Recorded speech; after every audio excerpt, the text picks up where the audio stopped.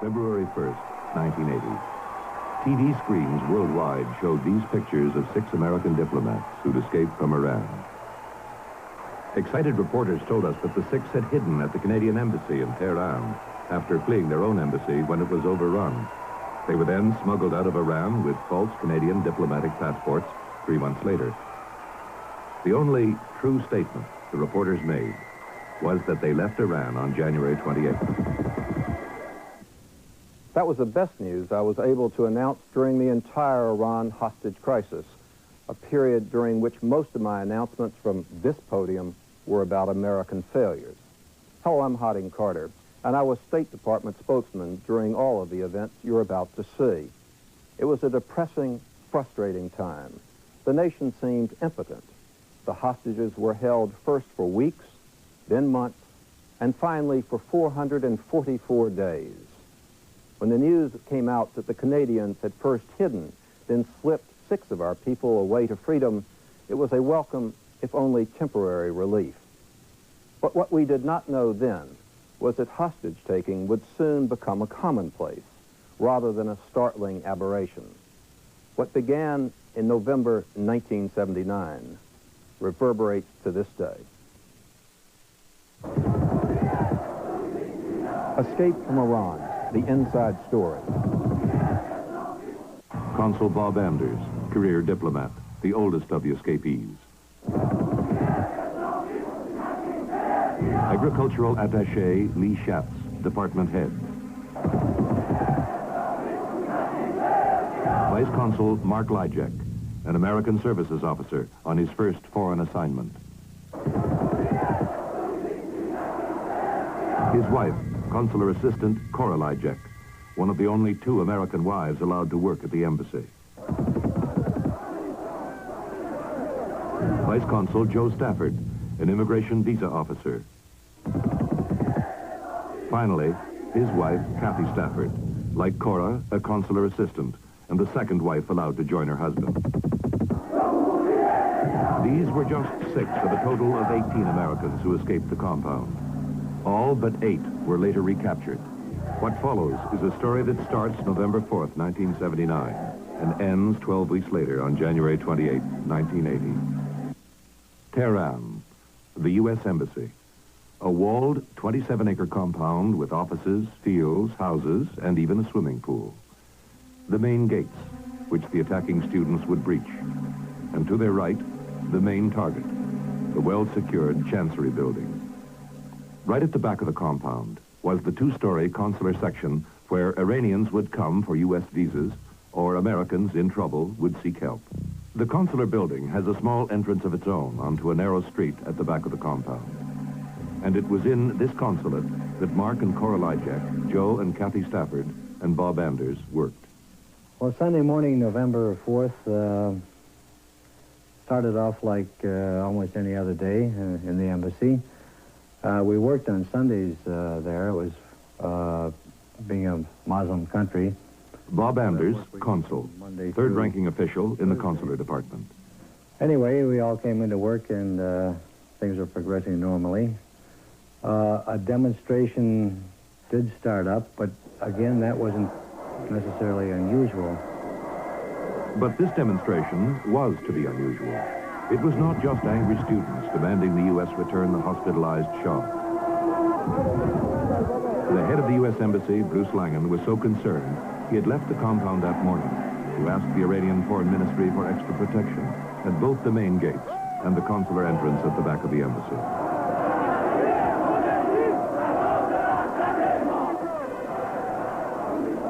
So they had closed the embassy consular section for the day. Lee Schatz, the embassy's agricultural attaché. Ministry that it wouldn't be opened until this deficiency had been corrected.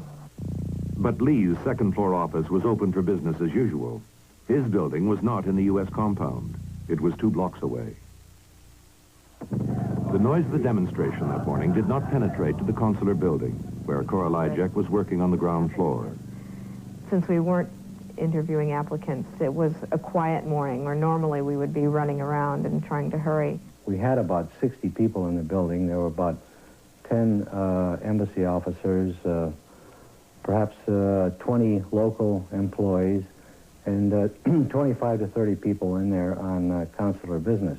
Frankly, One of those people had come to see Mark Lyjak. It was his job to help Americans in trouble. well, one of the first people I saw that morning was Kim King. He had come to the embassy initially about a week before, and we were trying to help him out.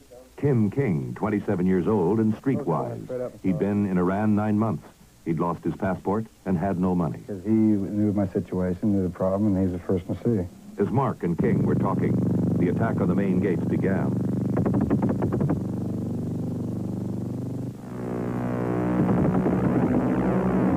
Lee Schatz heard the noise from his building, and through his window saw his Iranian secretary running back from the main gates. She burst into the door a few minutes later. Mr. Schatz had gone over the wall. The crowd in front, just as she had arrived to go in through the gate, people had gone over the wall, taken the keys from the contract guards inside, and opened the gate. Immediately looked out the window, could see people running around in the motor pool area, as well as in front of the Chancery building itself. 10 o'clock or so, we got a call from our people in the Chancery building, which is the main embassy building at the front of the compound, saying that the demonstrators were starting to climb over the walls, and advised us to lock up and secure the building. About the same time, it seems that's when the Marine told us to go upstairs. It seemed that everyone from downstairs, or at least many of the employees from downstairs, had been brought up into the relatively small area that was Bob Anders' outer office. We were kind of waiting around to see what was happening and tried to keep everybody calm and cool. But I remember we went into one little room where there were a lot of filing cabinets. I thought it might be safer in there. Security had been built into both the consulate and the Chancery, but the Iranian students had managed to breach the Chancery and were now inside its basement. The consulate, though, was still secure. Our offices were mainly on the second story, and we could see some of these young militants roaming around there, and they were immediately trying to get into our building. They were trying the doors, and within a few minutes, somebody threw a rock or a brick through one of our second-story windows. Those were the only two windows for the two bathrooms that were not bulletproof. They put a ladder up to the window, and a couple of these demonstrators started to climb up to try to come in. We had a Marine security guard on duty in our building, and he went in to repel this attack. And he pushed the guy's feet out, legs, and I don't know if he went back out on the roof or down on the floor, and I don't give a hoot. But he stood there for a while, made sure anybody else didn't try to come through. Then he fired a round of tear gas out. And I thought, well, the worst will happen is they'll come in and take over the compound, and in 2 or 3 hours, it'll be over. They'll go home and we'll be released. But it was not to be. The embassy had been overrun the previous February, and that time the police cleared the invaders in a matter of hours. This time, the attackers knew the Ayatollah was behind them, but the Americans did not.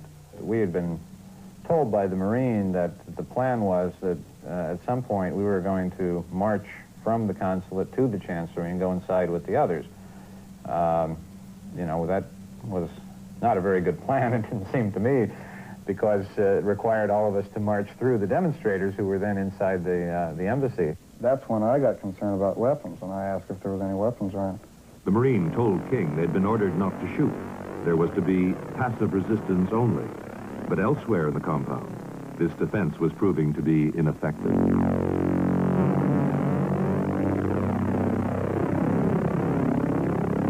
After about an hour, all the lights went out. Apparently the demonstrators had gotten into the embassy power plant. It was quite dark in most of it once the lights were cut off. And I think just it's human nature that darkness tends to increase fear. When you're sitting in a dark place, you can, perhaps your imagination gets away with you a little more. We heard footsteps up on the roof of our building, and someone said they smelled smoke. And we knew that there were people on the roof because we could hear them walking around up there. I asked Mark, was there any air vents on the roof or anything where they could drop a grenade in there? because that's what they'd done last time. So assuming if they're going to do it, they're going to do it right. The Marine Guard felt at that point that it was wise to get out.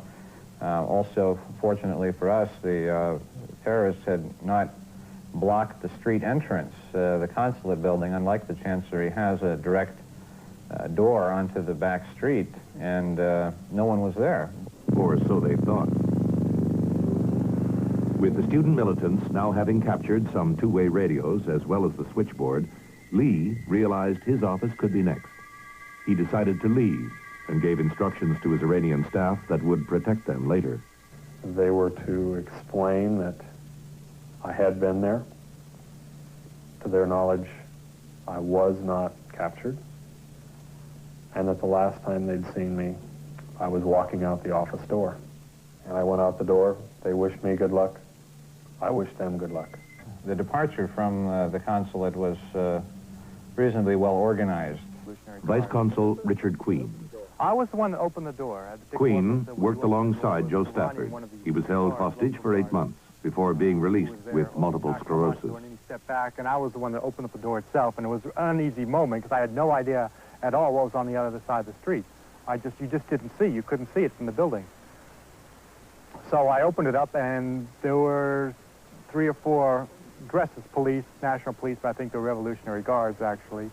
And I said, hello, how are you, in Farsi? And he said, oh, fine, how's everything? I said, well, we're leaving the building. He said, okay. And at that time, people started to file out. I saw they stopped somebody and looked quickly in his briefcase, but it was, I think, mainly to give the impression of doing something. They didn't seem quite to know whether they should stop us or let us go or help us or what. The Americans had split into 2 groups before exiting. In Mark and Cora's group were the Staffords, Bob Anders, Kim King, an American lady we may not name, and an Iranian secretary. The second group consisted of the consulate boss, Dick Moorfield, 4 other Americans, and Richard Queen. The idea was that we were going to go and go to Dick Moorfield's house. We were deciding whether to go to the British Embassy, maybe the Swedish Embassy, which is right nearby, but I didn't know it was closed on Sunday or not, or Dick Moorfield's place, and we decided that let's go to Dick Moorfield's place. The idea being we'd sit there, play bridge, and wait this thing out. The first group was by now walking 2 blocks southwest of the compound, heading for the British Embassy, when Kim King decided to split. I had more business to do to get out of the country, and that was my first important move for me. So I want to go to the customs. And Mark and them, they had planned on going on over to the English embassy. And then we went one way and he went another. Also, there were local employees with us who, I think at about the same point, broke off and went their separate ways. With the exception of one girl. Yeah. Because she was with us, and she was the first to notice the demonstration blocking our path, that there were demonstrators in Ferdowsi Square. She shunted us off onto a side street where we stopped briefly to have a little conference. While the first group decided what to do, the second, led by Dick Moorfield, had locked up the consulate and were heading out along this street. We were about 2.5 blocks away when noticed that there were some of the student militants chasing us on the street. Dick Moorfield said, just keep on walking, don't stop, don't talk, just keep on walking straight. And they caught up with us about 2.5 blocks away from the embassy. And there was one of the Revolutionary Guard / police was with them. And he fired a shot over our heads. And they surrounded us saying CIA, shouting CIA, CIA, etc., some other nonsense. And at that time, the shot was inducement enough to have us turn around, and there were about 7 or 8 of them. They surrounded us, and they escorted us back into the compound. Just off Ferdowsi Square, the first group were still at an impasse. Demonstrators blocked their route to both the British Embassy and the Lijek's apartment. The Iranian secretary offered them sanctuary in her house, but they declined and bid her goodbye. And at that point, Bob said, I'm going home. And we said, we're going with you. We just wanted to get off the street because I think I noticed, at least, it seemed like some people were starting to stare at us. We were taken up into the ambassador's house. I was put in a room, one of the bedrooms upstairs, with Gary Lee at that time.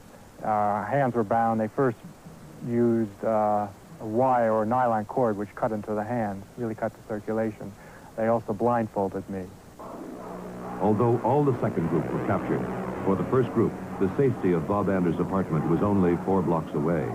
But opposite it was a revolutionary comité headquarters. So when we came to the street where the committee headquarters was, we crossed it one at a time. We'd peer around the corner, see if anyone was looking, then make a mad dash for the other building on the other side.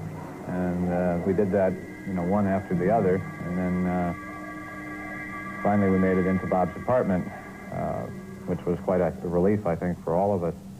As soon as we got in there, we immediately got on the telephone and on the radio. Everyone in our embassy at that point had two-way radios. And we were trying to call friends around town to see if they knew what was happening.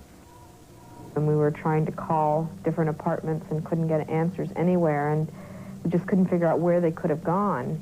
We were alone in what, you had to call a hostile environment at that point, and that there was no one we could go to for help. Really didn't know what to do next. I think we all had a stiff drink, probably. Calm our nerves a little. We could tell that the embassy had been taken over because all of the voices on the radio from the embassy compound were those of the militants. So at that point we became convinced, at least I became convinced, that we were the only ones who'd been able to get out. The American woman who was with us after a while became concerned about trying to contact her husband. He was an Iranian. And then at one point, when she was making a phone call to a relative again, a relative of her husband's, the phone line went dead. And Kathy and I were rather upset about this because the line went dead right when she said, "I'm with some Americans." But the message did get through, and the American woman's husband came to pick her up. It's about 10 or 15 minutes after they left, we heard a knock on the door. But I answered the door, and we were relieved and pleased to see that this woman and her husband had come back. And they had brought us some carry-out cello kebab, the barbecued lamb, which was very nice since we really didn't have anything particularly good for dinner. The first night for Lee Schatz was spent in an office of a European embassy. His blanket was their national flag. His only possession, a knapsack. You just were dependent on other people for everything. And it's a pretty helpless feeling. Now, I knew that Mark, that there's, well, at least the 5 of them that were in the consulate, Lee Schatz worked elsewhere, but they were not taken, or because I never saw them. And I saw, let's say during the first month, almost everybody, although we weren't allowed to talk for the first 5 months or so. But I never saw them, and I had already assumed they had escaped. I thought, initially my thought was, well, they'd gone out right to the airport and taken off. Although many Americans working in Iran escaped after the attack, only Kim King managed to flee the compound and the country.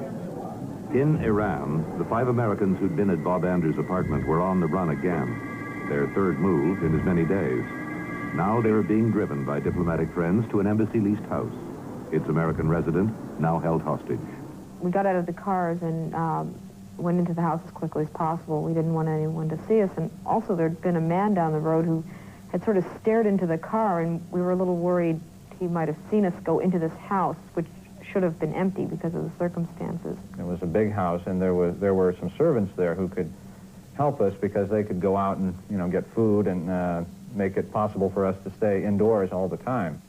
It was not the most secure place. First of all, it was a house that was quite close to the street, so if anyone really tried, we probably could be seen, although we tried to keep out of the windows and keep out of sight. We figured that sooner or later they were going to check the housing records and would come and investigate every single property the embassy was leasing over there.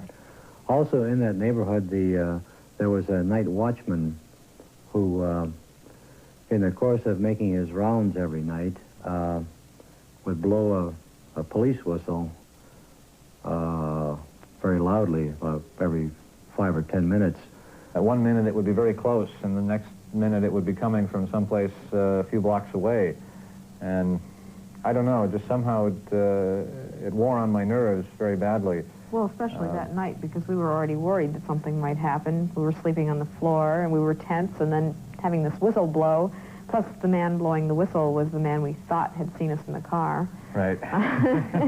So I thought it would be a good idea to do something which I had had in the back of my mind all the time, and that was to call my good friend from the Canadian Embassy, John Sheardown. The phone rang, and I get up to answer it, and found that it was Bob Anders. We were half expecting the call because we knew that Bob was out. And I'll never forget the first thing John said to me. Says, "Well, why didn't you call sooner?" Says, "Come on over here. You can stay with us." And so, of course, I immediately felt very relieved about that. Then I said, well, that sounds great, John. By the way, I've got 4 other people with me." And he said right away, he came back and said, "That's all right. Bring them all. We can take care of all of you." That offer of sanctuary by Canadian First Secretary John Sheardown and his wife Zina was to be the turning point for the fugitive Americans. For Zina Sheardown, who was not a Canadian citizen and did not have diplomatic immunity, the decision to take in the Americans was particularly courageous. At the Canadian Embassy in Tehran, Sheardown told his boss, Ambassador Ken Taylor, about the call from the fugitive Americans and how they might soon need help. I was delighted to hear that some had made their way out and that we were in a position to be of some help to them. The evening of the day that Bob called, the servant, the male servant in that house, for some reason got kind of spooked himself, and we practiced sort of sneaking out the back in case somebody came. We ended up sleeping with our clothes on, if you can call it sleeping, for maybe 45 minutes. That same night, Taylor cabled Ottawa, and despite the risks, recommended Canada officially sanction what he proposed to do. The deciphered telex came to Michael Shenstone at the Department of External Affairs. He was to become Taylor's main Ottawa connection, and he fully backed the young ambassador's proposal. But the final decision rested with the Minister for External Affairs, Flora MacDonald. Upon hearing, her immediate reaction was, "Of course we'll help." She went at once to the Prime Minister, who was in the House, to tell him the news. And it took him all of 30 seconds, I would say, to immediately reply, "Naturally, we will provide refuge for the Americans who have escaped from the takeover." In Iran, the situation was getting increasingly dangerous for the 5 Americans. They learned their hostage colleagues were to be tried as spies, and one of the servants at the leased house had become unreliable.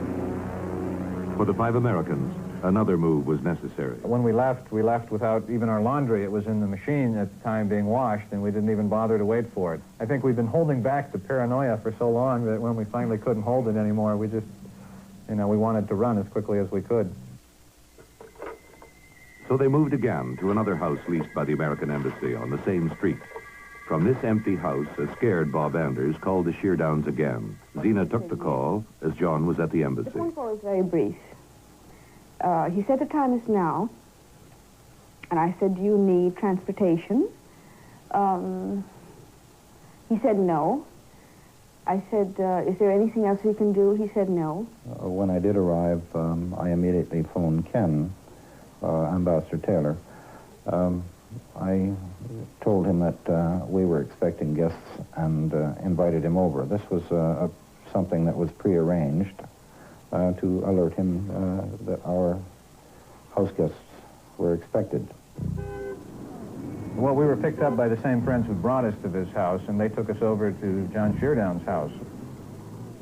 As we rounded the corner into John Street, there he was out in front, watering the plants or the grass, and which is a little strange because, first of all, it was November, and it really wasn't time to be watering the garden, and also, as I recall, I don't think he really had any plants or grass out in front there. John introduced himself and Ken, but he didn't tell us that Ken was the ambassador, and he kept making references as we talked to the ambassador, and we thought that was someone who wasn't here yet, or I don't know. Anyway, it was, eventually we realized that Ken was the ambassador. And that was in itself also reassuring that he had come. We were then told that we would not be able to stay together, that two of our party would have to go with Ambassador Taylor, and of course we weren't very happy with this decision. This was done in order to minimize the risk of all five being apprehended at once, and also to give both couples and the extra individual a bit more room to move around, and in order to spread the responsibility. Ken felt strongly that if, by chance, we ever were discovered that the presence of two of our group in his own home would make the point that this was an official act of Canadian policy and not just an independent undertaking by John. It was decided that the Staffords would stay with the Taylors. But first, Pat Taylor had to brief the servants about the two arriving house guests. So I told them that they were friends of Ken's, that I didn't really know much about them, that there were two of them coming just for a few days, and they were visiting Iran as tourists. And this I related to Kathy and Joe and also to Ken so that we wouldn't get our stories mixed up. The Sheardowns had decided to tell their maid, a Filipino called Lolita, the truth. They trusted her implicitly. I went into the kitchen and I said, "Do you know who they are?" And she said, "Yes." And I said they will be staying with us for a little while. And I don't think she was very surprised. The five Americans had been on the run for 6 days before they reached the Canadians on November 10th. Now they felt an overwhelming sense of relief. And although confined, their lot was a paradise compared to the hostages. Diplomatic efforts to obtain the release of the hostages continued. 16 days after the takeover, 13 were released. The men and women had been separated until this point.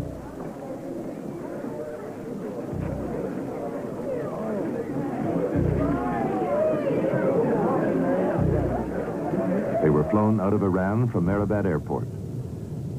This raised concerns for the house guests.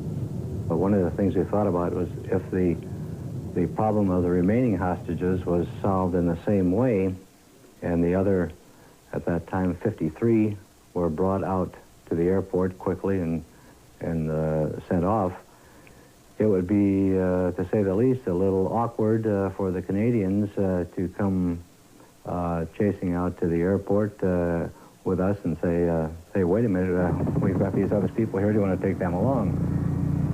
Ken Taylor knew of their concerns, but like most diplomats, felt the crisis would soon be over.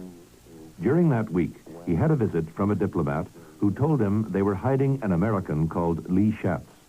The conversation opened by saying that it seemed appropriate that we could possibly offer some help since he could easily be seen as a Canadian.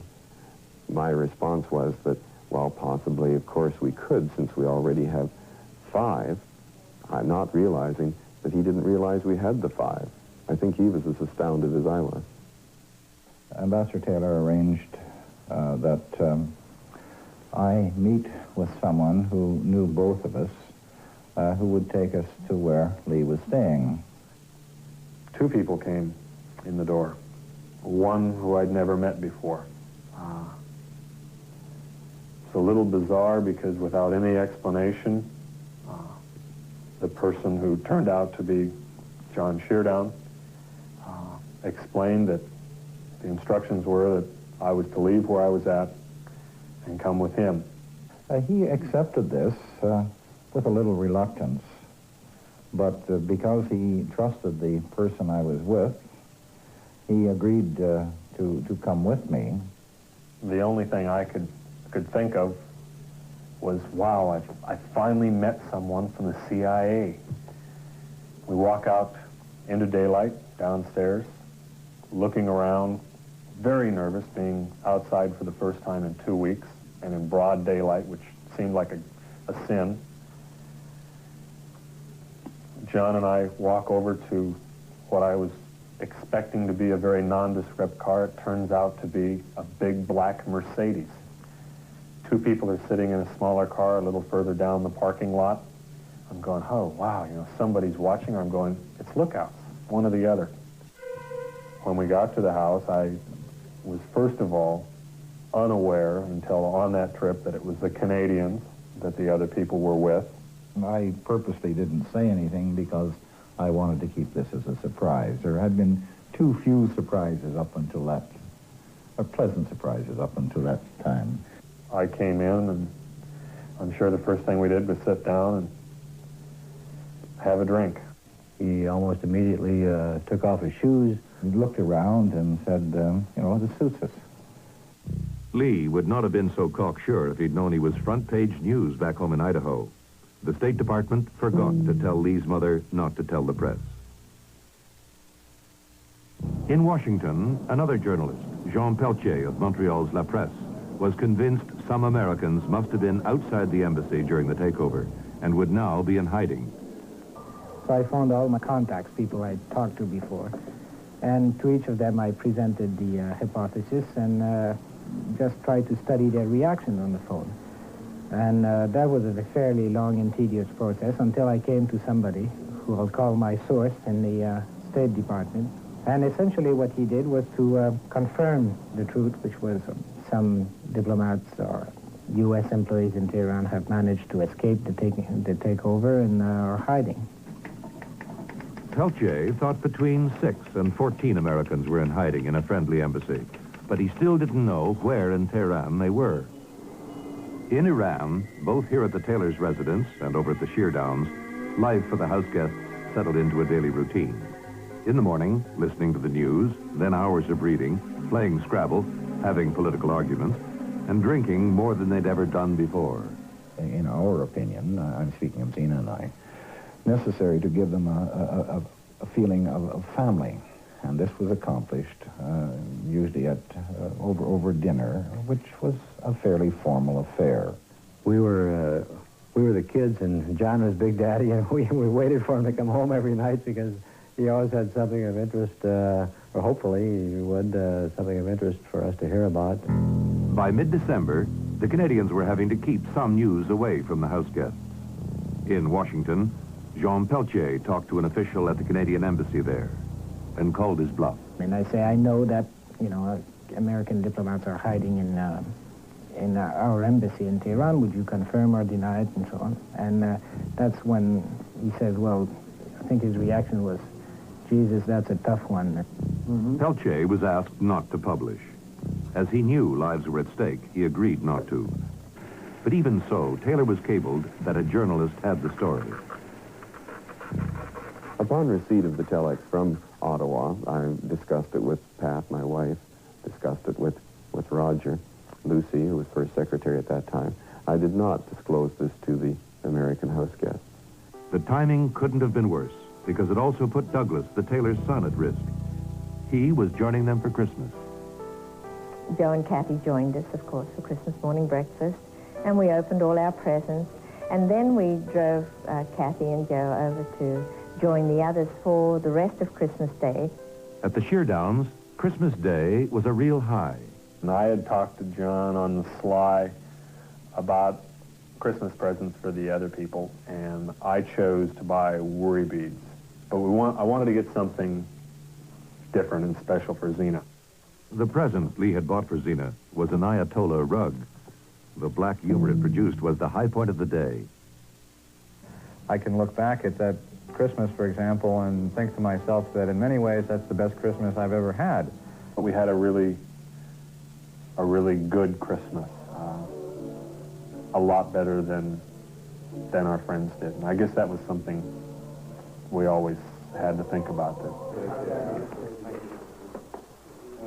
By January 1980, the situation weighed heavily on the house guests. We got together and drafted a cable that we asked the Canadians to pass to the State Department for us, in which we essentially said that we felt so much time had passed that our problem was now a separate one from that of the hostages for a variety of reasons, and that some consideration should be given to active plans for getting us out. The other 50 Flora MacDonald followed this up with the State Department. But we were perhaps more anxious than they to make a separate break to say, all right, we won't include the 6 with any exit plans for the other 52. If we can get the 6 out on their own, we'll go ahead with that, and that's what we were pressing for. She reached Secretary Vance in Washington, and on January 3rd, 1980, a senior official from the State Department arrived in Ottawa. We held a meeting in my apartment that night, and we went over all the details for the exfiltration exercise, and it was decided then to proceed with it on a day-by-day countdown through to the end of the month. In Tehran, as the arrangements for the Canadian staff to leave were implemented, Taylor told them to observe Tehran airport security for debriefing back home. Most of the Canadian staff had not been told about the house guests, and none of the Iranian staff knew. One of the most significant arrangements, of course, was to provide passports for 6 Americans who didn't have Canadian passports. And I won't go into the detail as to how that was done, but suffice to say that Canadian passports were provided. The 6 regular passports were taken down to Washington. There, the photos of the 6 Americans were added, and the necessary stamps and visas were forged to go with the house guests' cover story. As this was being done, the Canadians in Iran had 2 scares. The first happened to Pat Taylor. Well, one afternoon when I arrived home from work, the servant came and said there was a phone call for me. So when I took it, it was a very pleasant male voice with no particular accent, but somewhat reminiscent of a North American voice, asking to speak to Joe Stafford. When I said I didn't quite know who he was talking about, he checked. He said, "You are Mrs. Taylor, the ambassador's wife." And I said yes, and he also pursued that by saying, "Well, I have the residence on the phone," and I said yes.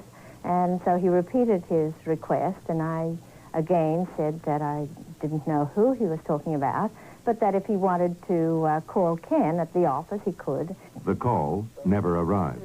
The second scare happened to the Sheardown. At that point, I was becoming perhaps a little more tense.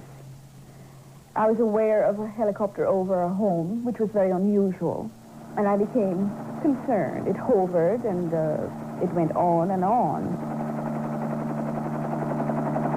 Bob Anders was outside in the central courtyard doing his exercises. I naturally assumed they must have found out, and they were looking for our home. We were always concerned about some dumb fluke getting us in trouble.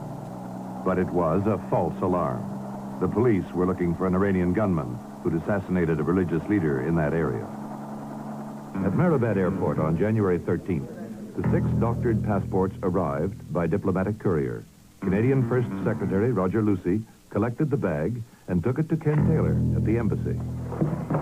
Upon receiving the bag, I opened it and carefully jotted down various material that was in the bag, checked back one way or the other, attempted to put to memory most of the data. I went over this very closely with my colleague, Roger Lucey. There was a mistake. There was one change we had to make. There was one date had inadvertently been set ahead, and this was determined by Roger Lucey during a close scrutiny of the passports. That discovery saved the Americans' lives. A mistake had been made in the exit visa date, which showed them to be leaving Iran before they'd even arrived. Now it was up to Ken Taylor and Roger Lucey to reforge the visas in Iran. I think we both thought that the consular training that we'd been given was probably meant for more orthodox purposes. But in any event, it served us well at this time. None of these events, including the escape plan, were mentioned to the house guests.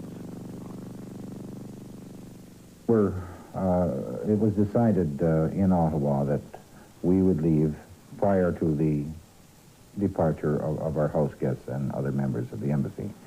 Zina and I departed on the 20th of January, and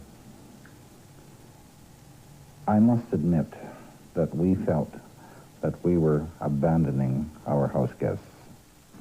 We were leaving the job unfinished, something that we had started up to a point, and we would not see the end of it. It was very essential to me personally that they would be returned home safely. And at the time of my departure, I was not aware of the outcome. I felt that,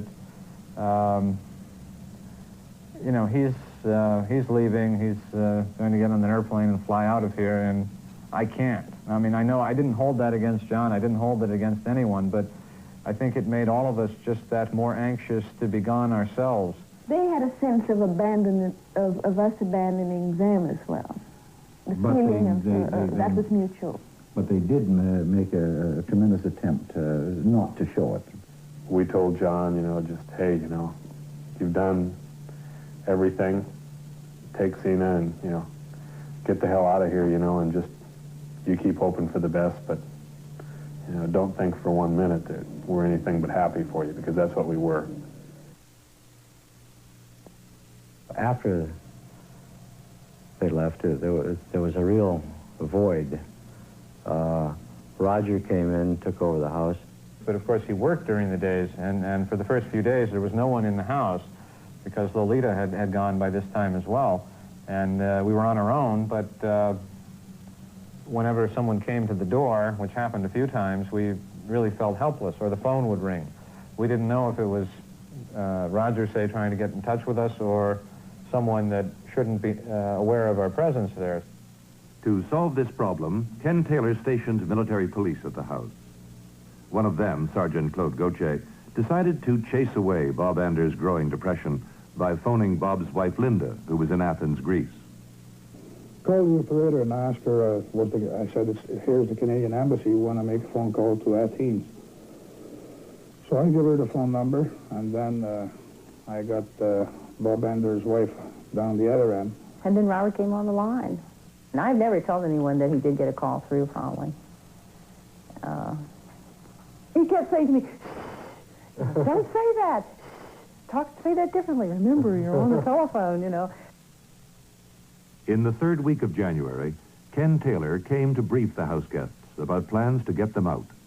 We were given background information on Canada because, unfortunately, we're quite illiterate to our next-door neighbor to the north. I had to find out that it was actually Toronto, Canada, instead of Toronto, Canada. Learning to say A and eating with our left hand. The A. We were given our new names and dates of birth and that kind of stuff, and asked to start learning who we were going to be. All of us were part of a group of Canadian business venture and checking out the situation in Iran. That's why we're supposedly there. The passports were, I don't know when they arrived, but they were not given to us until, I think, really the day before we left. We were given a chance finally to see what the documents looked like and kind of to see for real who we were going to be. I mean, before that, all we'd had was a typed sheet of paper, and this was the first time we really, I think, realized that this, at least for me, I began to realize this was going to be for real. It wasn't just a game as we'd been making it into. There was going to be nothing fancy about it. We were going to leave through the airport the way any normal traveler would leave. On January 27, as Ken Taylor bid farewell to his wife, Pat, at the airport, Sergeant Gauthier drove the two Staffords over to their colleagues, Taylor arriving later. We had an excellent dinner at what was formerly the Sheardowns house, but was now occupied by Roger Lucy. The dinner, of course, featured Canadian-American toasts of friendship and goodwill, best wishes for the morning's departure, and I think it's fair to say that there wasn't a great deal of inclination to go to sleep, because you had to be at the airport at least 3.5 hours before flight departure time, which meant that everyone had to get up at either 3:30 or 4 in the morning. For most of us, the way of dealing with the threat, you know, the danger of trying this escape was to kid about it. For Joe, it obviously was something different. I made it blatantly clear to Joe Stafford, who really was the one who had the most serious reservations, that I didn't really much give a damn what he was going to do tomorrow morning. I was going to be on an airplane. I think we all knew that this was it. I mean, it's hard to describe the atmosphere. Claude and Roger Lucy ran us through an interrogation. Roger would actually have probably made a very good Gestapo interrogator. He also had his camouflage outfit on, so he looked like a typical Revolutionary Guard. It was very effective. Yeah. I promptly volunteered to be the first one to go through and promptly screwed up, not realizing where my visa had been issued. That didn't exactly reassure Joe. So after Ken Taylor had gone home and the rest had gone to bed, Lee sat up with Joe Stafford, convincing him that the plan was foolproof. The biggest difficulty is that I was drinking Cointreau the whole time I was trying to do that, and by the time we finally had worked it out, I was very early in the morning. We got up very early. I think it was about 4 a.m. Well, Lee was a little bit of a problem, I think. It was hard to wake him up. And the first thing I saw was Lee Schatz running down the hall in his underwear, screaming at the top of his lungs that his head hurt. Cora was appropriately aghast, but no big deal.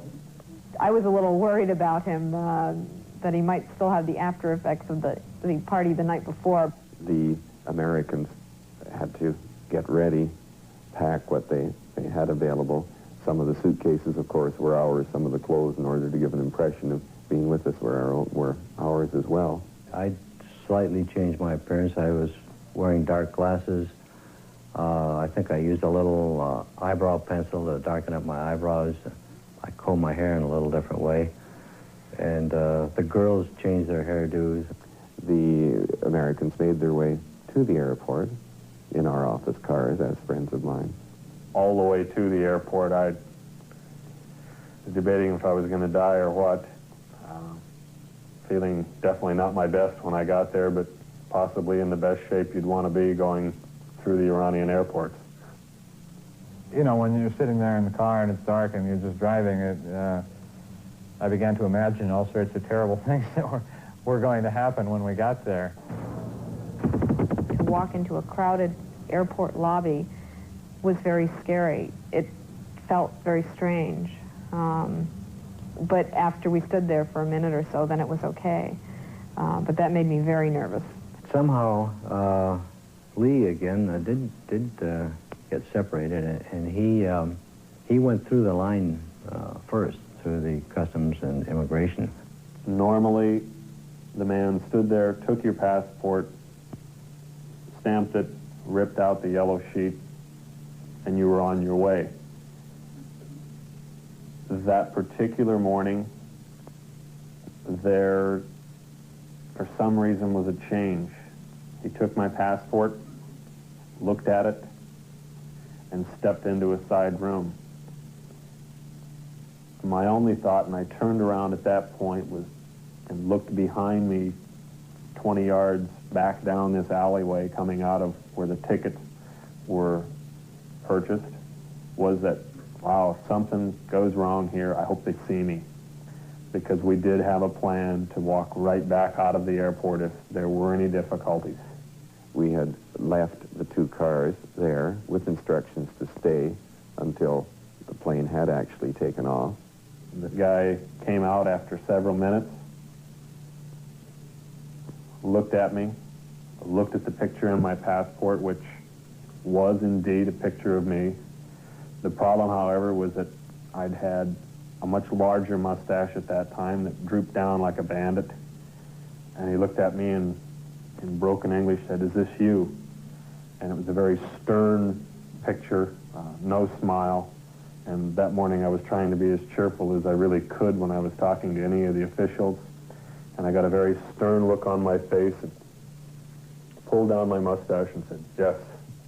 And he kind of smiled, and then I smiled, and he handed me my passport. And on I went. I was confused because I couldn't find out who I was supposed to see. There was nobody there. And finally, after thinking momentarily about just skipping immigration and going directly to the departure lounge, which I think I could have gotten away with, we decided that we'd better go and try to find the man because someone later on might check if we'd cleared immigration, and we'd raise more suspicions if we didn't have the stamp, obviously. When we finally did find him, he was in a little back room. He came out and didn't even look at my picture, just pulled out the paper and stamped it and stamped the passport, and that was it. After we'd gone through all the procedures, we were sitting in the waiting room, and some of the other Canadians from the embassy were going out on another flight at approximately the same time. Who were unaware that we were actually leaving the country. Of course, we had to pretend that we did not know them. One of them had a big Canadian maple leaf on the side of one of his pieces of carry-on luggage. And I glanced over and looked at him, and in my best Canadian said, "Canadian, eh?" And his response was just, I mean, he was coming out of just total stun that we were possibly there, trying to do what we were doing, and then we explained it, we're from Canada too, we're going back to Edmonton. But just almost as soon as these passengers had left the waiting room, it was announced that our flight was being delayed for, I think, approximately 3 hours because of some kind of engine trouble. In anticipation of this, we had arranged for an alternative flight on a rival airline later that morning. We didn't know what to do. Should we try to quickly go over and get on this other plane where the passengers had just left, or should we wait and sweat it out? Now, technical problems, as you know, can range from a engine misplacement to something more serious. It was finally decided that it would create too much of a disturbance if we suddenly left and tried to get on the other plane, because it would have appeared to be rather unusual to have reservations on several different flights. So we decided we'll just sit there and sweat it out. The problem turned out to be minor, and after waiting 15 minutes, they were told to board.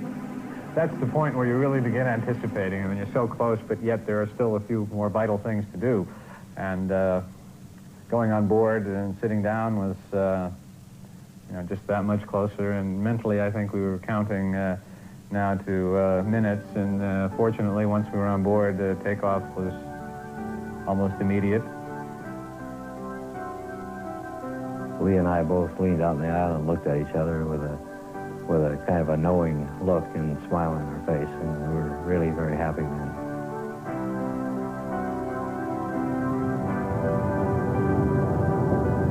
We toasted to the mountains as we flew over the Turkish border, which was obviously the high point of the trip. I mean, it just felt so good to be finally out of there. Upon hearing the good news that the flight had departed, a bit late, but successfully, I then packed, went down to the embassy to do something that very few diplomats have the questionable or dubious satisfaction of doing. That is, destroying the cipher equipment. In this, I was greatly aided by Sergeant Gauthier, who I think now should be identified as Sledge Gauthier.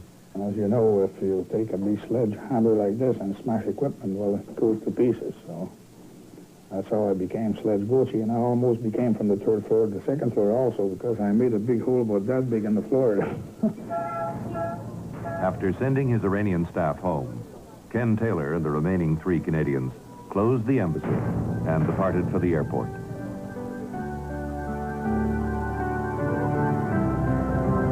The house guests were now on their final approach. Finally, we landed in Frankfurt and back in the real world. And it was a great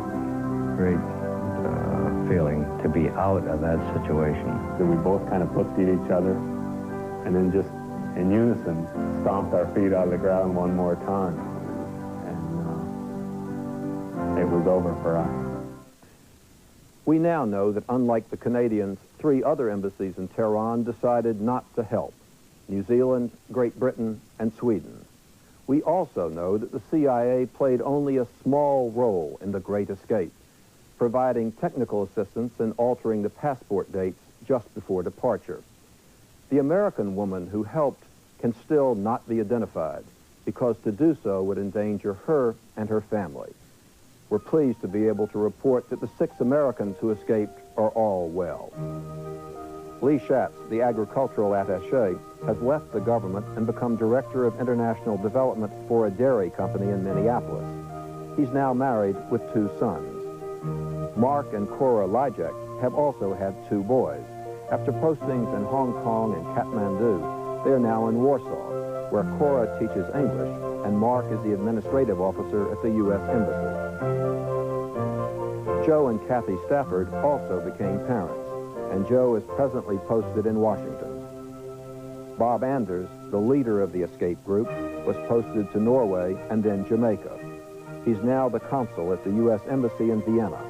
He retires March 1990. Canadian Ambassador Ken Taylor received the U.S. Congressional Medal of Honor and was given Canada's highest award, the Order of Canada, as was his wife Pat, along with John Sheardown and his wife Zena.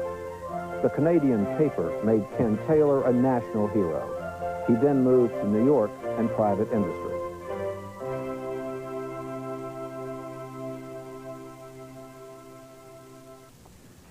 It was a great story, a tremendous saga of bravery and decency, of diplomats going beyond the book, of a neighboring nation proving what true friendship was all about.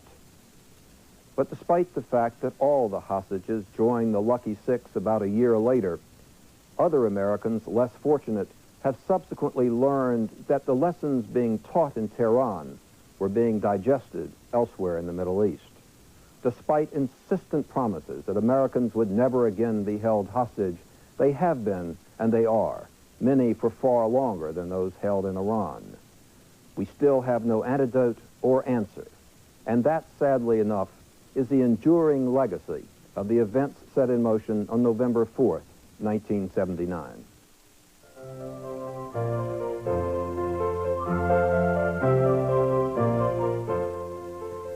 Well, in a few minutes this evening, we move to ancient Herculaneum to examine what happened during the eruption of Mount Vesuvius in 79 A.D., where people were frozen in mud. The story of Vesuvius is next.